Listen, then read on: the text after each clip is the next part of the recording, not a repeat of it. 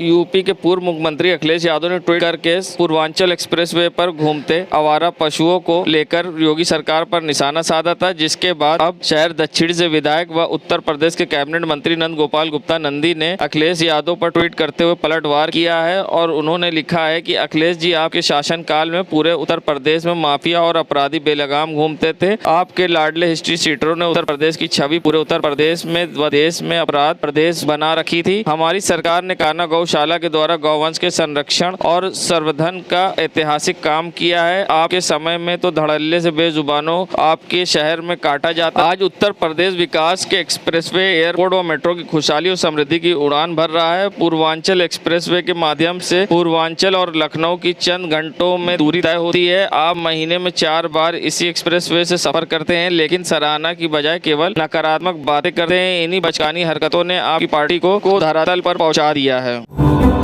प्रयागराज, जहां हाईकोर्ट ने arrest stay की याचिका को खारिज किया है। बता दें, महबूब रस कंपनी की मालिक अंजना सिद्दीकी ने एक FIR कराई थी, जिसमें ये कहा गया था कि उनसे पंकज सिन्हा ने चेक लिए और ब्लैंक चेक भरकर पैसे कैश कराए, जिसको लेकर उन्होंने FIR की थी और पंकज सिन्हा ने जिसको अरेस्ट स्टे के लिए हाईकोर्ट में याचिका दाखिल की थी, जिस पर आरिफ इकबाल ने विरोध करते हुए इस पर सबूत पेश करते हुए याचिका को खारिज कराया है। क्या कुछ कहना इस पूरे मामले पर अधिवक्ता आरिफ इकबाल का, आइए सुनाते हैं आपको।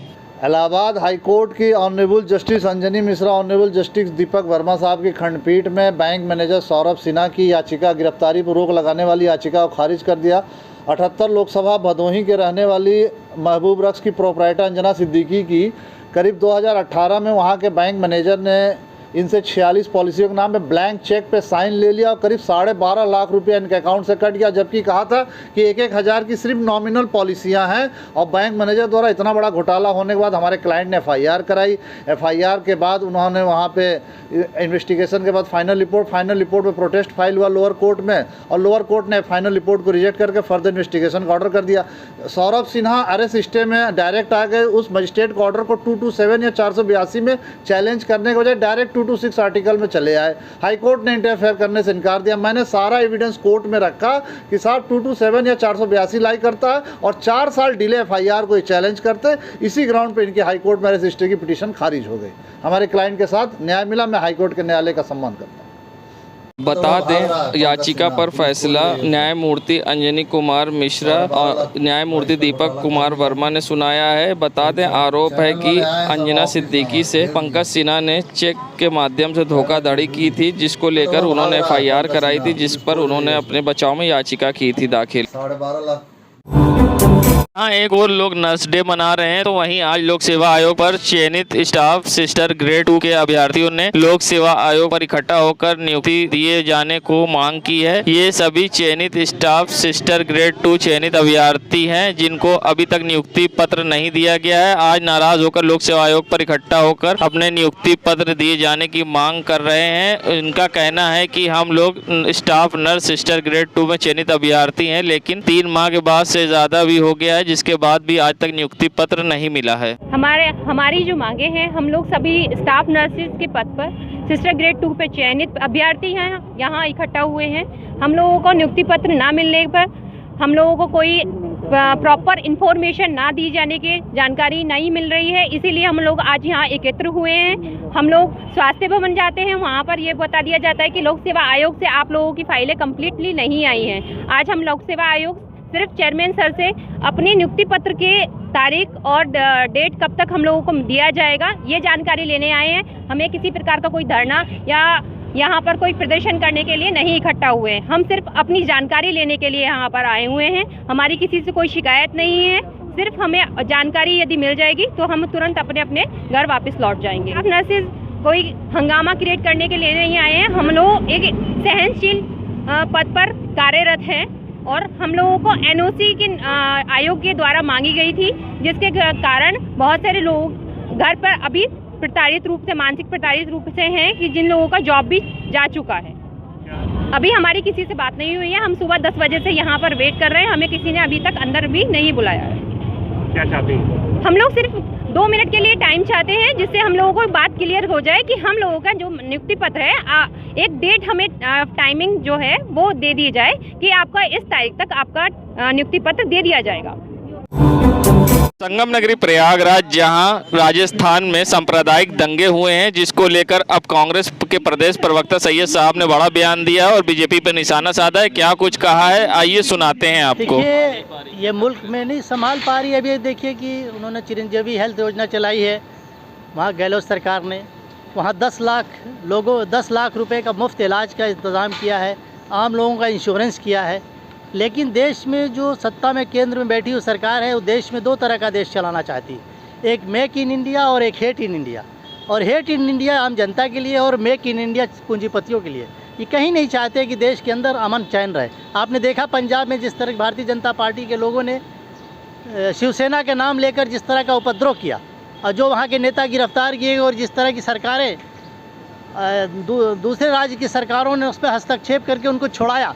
आज तक भारत के इतिहास में आज़ादी के बाद से ऐसा कुछ नहीं हुआ कि 2 राज्यों की सरकारें और पुलिस के खिलाफ अपहरण का केस लगाकर इस तरह की कार्रवाई कर रही। और वो आदमी जो वहाँ नफरत फैला रहा था, सिखों के खिलाफ आंदोलन कर रहा था, गलत नारे लगा रहा था, उसको कैसे 2 राज्य सरकारों ने छुड़ा लिया। इससे लगता है कि देश में कैसे नफरत का माहौल पैदा करके 24 की तैयारी कर रहे हैं। क्या कांग्रेस मानती बीजेपी करा रही है? बीजेपी का खुला वो है पूरे प्रदेश के अंदर जहाँ इनकी सरकारें नहीं हैं, वहाँ पे अबदस्त करने के लिए वहाँ पे माहौल ख़राब कर रहे हैं।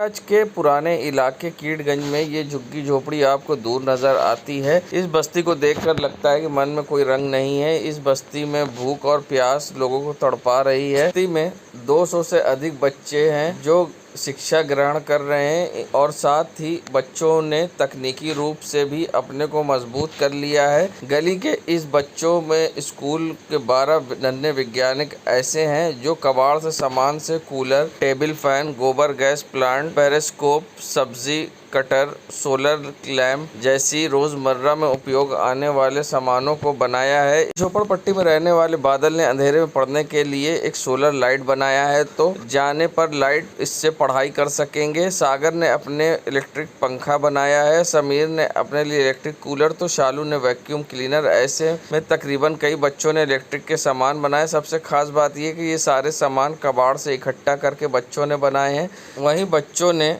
अपनी कारीगरी और अपने दिमाग का नमूना पेश किया है और यहाँ के बच्चों में अब सरकारी नौकरी की भी चाह है और हर कोई पढ़ लिख कर कुछ बनना चाहता है, जिससे इस जगह से निकले और अपने बस्ती और अपने परिवार को मजबूत कर सके। बच्चों की ये कला देखकर आप भी शायद हैरान हो जाएंगे कि कबाड़ से इकट्ठा करके उन्होंने क्या क्या बना डाला है। अपने आप में महारत रखने वाले ये बच्चे कुछ नया ही आने वाले समय पर करके दिखाएंगे। टेबल फैन बनाया है इसलिए कि पढ़ते समय पर हमारे घर पे पंखा वगैरह नहीं होता, तो हम लोग सोचे कबाड़ से हम भी कुछ बनाए और पंखा का हवा ले, ऐसे अच्छा नहीं लगता पढ़ने में।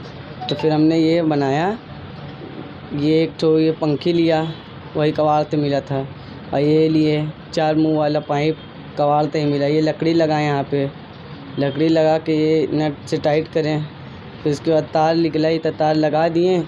एक इसमें ये है वो क्या कहते हैं इसको, बैटरी पर लगा दिया है। एक थोड़ा चार्ज ख़त्म हो गया, अभी इसमें सोलर पैनल लगाएंगे तो ये अच्छे से वर्क करेगा। हवा लगती है इसमें? हाँ, अभी सोलर से लगाएंगे ना तो और तेज़ चलेगा, अभी चार्ज इसमें हो जाएगा।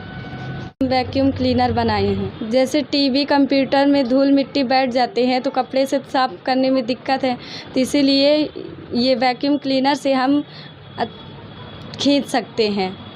जैसे ये पाइप है, ये पाइप से छोटे छोटे धूल मिट्टी जितने कूड़े करकट है तो वायु के दाब से अंदर खींच लेता है।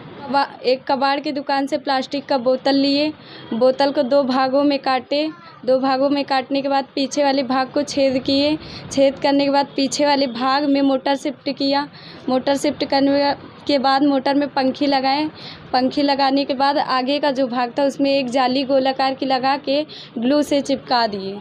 ग्लू से चिपकाने के बाद आगे का ढक्कन जो है इसको होल किए, एक पाइप लगाएं, पाइप लगाने के बाद वो बड़ा कोष्ठक के आकार का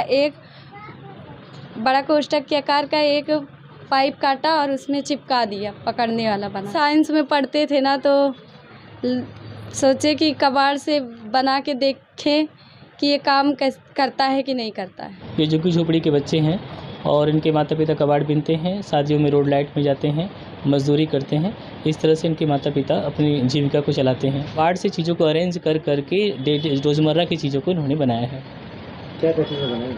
इन्होंने गोबर गैस बनाया है, इन्होंने जैविक गैस बनाया है, इन्होंने पेरिस्कोप बनाया है, इन्होंने सोलर लाइट बनाया है और इसके बाद इन्होंने वैक्यूम क्लीनर बनाया है और वायुमंडलीय दबाव के इफेक्ट को दर्शाने के लिए बनाया है, वाटर कूलर बनाया है। बहुत सारी चीज़ों को इस तरह बनाया है। जी, छोटा कूलर भी बनाया? छोटा कूलर भी बनाया इन्होंने, छोटा कूलर। एसएसपी प्रयागराज ने देर रात 12 निरीक्षक को किया इधर से उधर, एक उप निरीक्षक को किया इधर से उधर, तो एक उप निरीक्षक को किया लाइन हाजिर। बता दें, निरीक्षक अरविंद कुमार गौतम को प्रभारी निरीक्षक खुलदाबाद से, प्रभारी निरीक्षक करेली तो निरीक्षक अनुराग शर्मा को प्रभारी निरीक्षक करेली से, प्रभारी निरीक्षक खुलदाबाद राजेश कुमार मौर्य को प्रभारी निरीक्षक मुट्ठीगंज से, प्रभारी निरीक्षक धूमनगंज, निरीक्षक धीरेन्द्र कुमार सिंह को प्रभारी चौकी हनुमानगंज थाना सराय नाय से, प्रभारी निरीक्षक कुराव, निरीक्षक तरुणेन्द्र त्रिपाठी को प्रभारी चौकी अटाला थाना खुलदाबाद से, प्रभारी निरीक्षक सराय ममरेज निरीक्षक लाल बहादुर यादव को अतिरिक्त निरीक्षक थाना धूमनगंज से, प्रभारी वीवीआईपी सेल निरीक्षक महात्म यादव को अतिरिक्त निरीक्षक थाना सराय ममरेज से, प्रभारी मॉनिटरिंग सेल निरीक्षक मोहम्मद अली को थाना थरवई से, अतिरिक्त निरीक्षक थाना नैनी निरीक्षक